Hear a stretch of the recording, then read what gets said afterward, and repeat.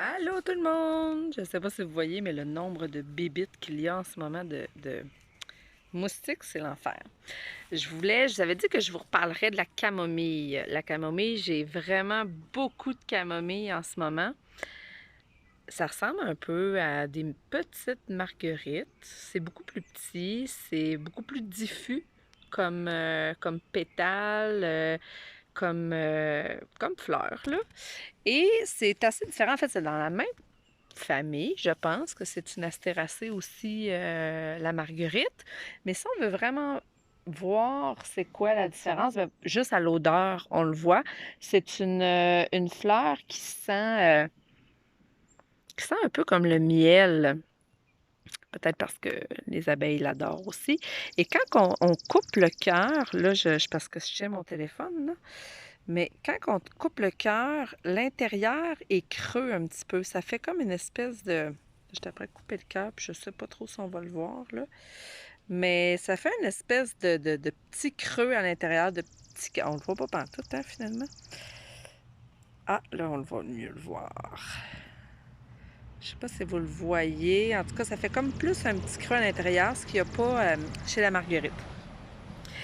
C'est une plante, en fait, qui offre une médecine tout en douceur, qui va nous aider à nous recentrer, ça nous aide à nous sentir enveloppés.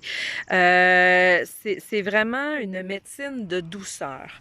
Et la camomille, ben, elle se consomme de différentes façons. Elle peut se consommer en comme moi j'adore les tisanes, tout le monde connaît une petite tisane à la camomille qui aide à la digestion et à se calmer.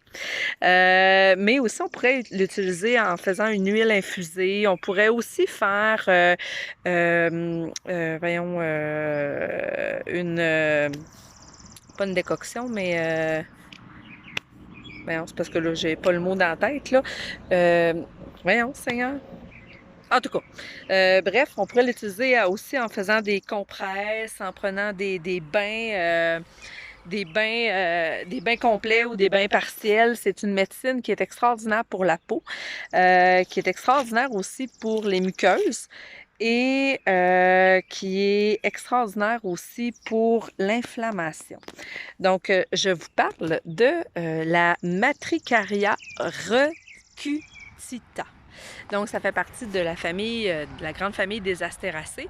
Et c'est la cousine, comme je vous disais, de la matricaire odorante qui, nous, est un peu comme notre camomille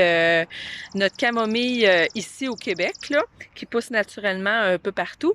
Mais la camomille, quand on la plante, celle-là, c'est la camomille allemande. Elle pousse super bien là, ici. Là, puis regardez, là, j'ai vraiment un beau plan là, de camomille, puis ça fournit, ça fournit. J'arrête pas de récolter. Là. Donc, c'est un must pour restaurer l'intégrité de la muqueuse.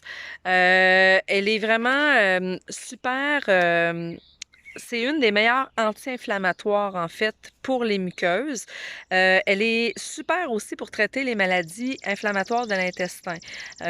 Traiter peut-être, en tout cas, j'aime pas ça dire ce mot-là, mais au moins, du moins, pour aller atténuer les symptômes de la maladie de Crohn, de la colite ulcéreuse. Il y avait quelqu'un qui me posait une question sur la maladie de Crohn. Là, je n'y suis pas encore revenue, mais je vais le faire ce week-end.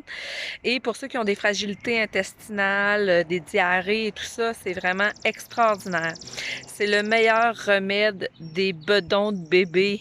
Des petits bébés, même les bébés naissants, on peut aller, soit si on l'allait, on peut nous-mêmes consommer la tisane de, de camomille pour aider le bébé, parce que ça traverse avec le lait et tout, ou on peut se faire vraiment une huile infusée puis aller masser directement le bedon du bébé.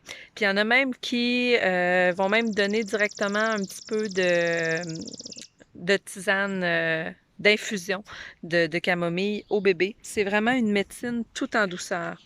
Elle est vraiment aussi super pour tout ce qui est peau, pour tout ce qui est les yeux irrités aussi. Elle est légèrement antibactérienne et légèrement antifongique. On pourrait, par exemple, pour des yeux secs, on pourrait la combiner avec une plante émolliente que nous on appelle une plante qui va hydrater, qui va aller chercher l'eau et tout ça, qui pourrait être par exemple la racine de guimauve, entre autres.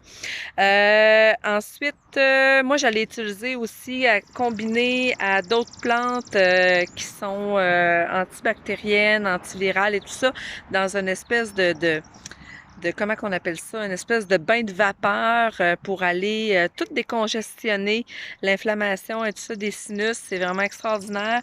Elle est bonne aussi pour de cette façon-là, là, elle est bonne aussi pour les allergies, décongestionner le nez, tout ça, là, elle est vraiment super. Ensuite, qu'est-ce que je pourrais en dire? Les yeux, j'en ai parlé, les yeux irrités, secs, les conjonctivites aussi, vu qu'elle est légèrement antibactérienne et antifongique. Elle est vraiment super aussi pour la digestion, mais la digestion, il faut qu'on la fasse infuser plus de 10 minutes. Elle devient ce que nous on appelle amère, donc elle va vraiment aider à la digestion. Ensuite, elle est calmante. C'est vraiment, en fait, j'aurais dû commencer par ça, hein. C'est une plante qui est, comme sa médecine, tout en douceur, qui va aller vraiment nous remettre tout en douceur. Donc, c'est vraiment une superbe alliée pour se calmer les nerfs pour chez les enfants. C'est vraiment super aussi.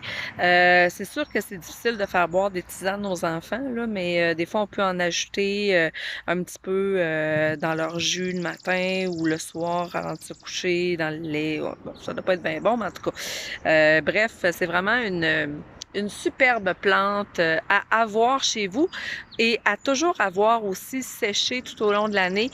Moi, je vais en avoir, là, j'en récolte vraiment beaucoup cette année, puis je vais l'avoir sous forme de tisane à vendre. Donc, vous pouvez soit me contacter pour faire la réservation parce que j'en aurai pas non plus des quantités faramineuses. Mais bref, je voulais quand même prendre le temps de vous présenter une de mes plantes préférées, qui est la camomille. Bye!